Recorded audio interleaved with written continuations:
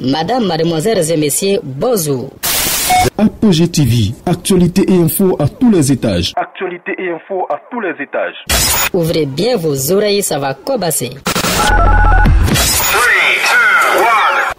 2, 1. Mesdames et messieurs les présidentes et présidents des partis politiques, membres des plateformes CDRP, EDS, GPS, mesdames et messieurs les présidentes et présidents des partis que sont l'URD, LEADER, l'UDPCI, mesdames et messieurs les représentants des organisations syndicales, des travailleurs parmi nous, travailleurs des secteurs publics et privés, chers membres de la société civile, chères sœurs et frères,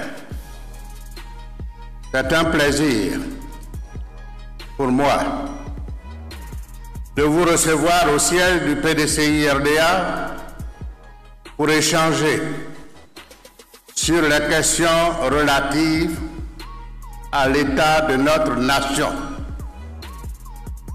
J'ai écouté tour à tour chacune des composantes de notre Assemblée, représentant les forces vives significatives de notre pays. Il se dégage de toutes les interventions la nécessité de restaurer l'état de droit et la démocratie en vue de rétablir les droits élémentaires de nos citoyens privés de libertés publiques et individuelles.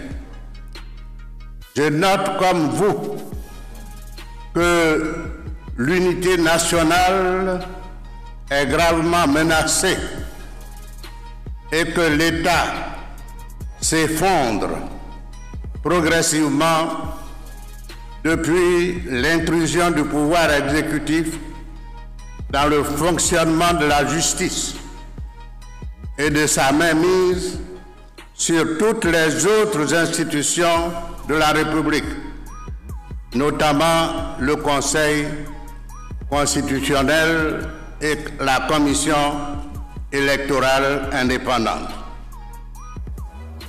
Dès la fin de la crise post-électorale en mai 2011, nous avions nourri beaucoup d'espoir en matière de réconciliation des filles et fils de la Côte d'Ivoire avec l'institution de la Commission Dialogue, Vérité et Réconciliation, CDVR.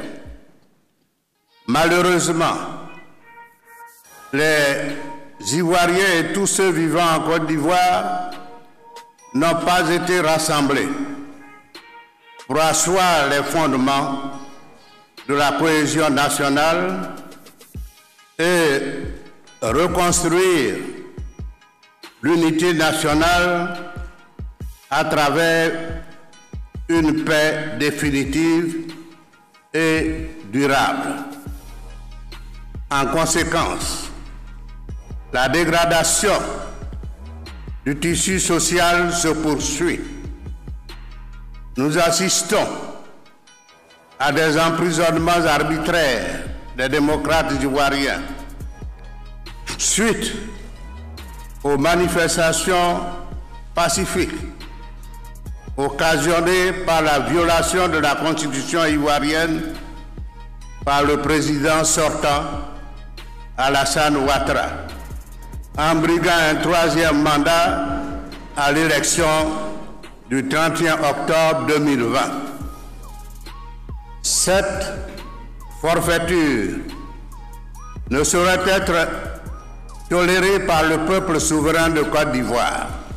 Nous sommes ici, ce jour, partis politiques, plateformes politiques, organisations syndicales et sociétés civiles, pour exprimer notre farouche opposition à cette violation de la loi fondamentale, la Constitution.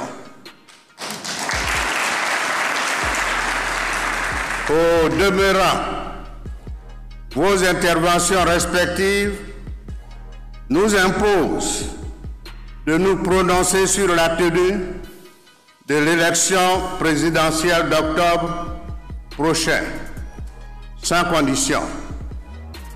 Il nous revient, au regard de tout ce qui a été dit, d'agir pour protéger l'équilibre de la nation, préserver les droits des citoyens à l'accès à tous les postes électifs et que la régularité de la dévolution du pouvoir d'État soit assurée dans l'équité, la justice, la légalité et la paix.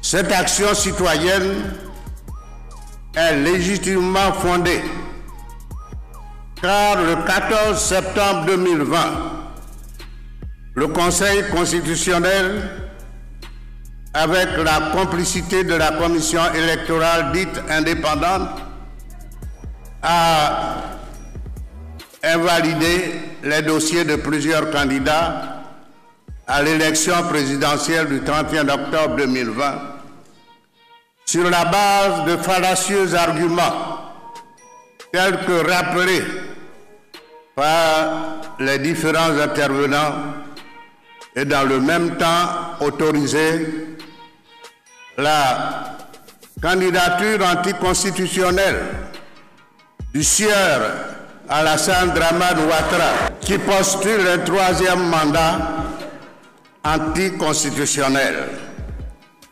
Voilà ainsi résumé, mesdames et messieurs les présidents, les présidentes et présidents des partis politiques et des organisations syndicales, ce à quoi doit répondre notre déclaration de ce jour. Face à la forfaiture, un seul mot d'ordre, irréversible, la désobéissance civile.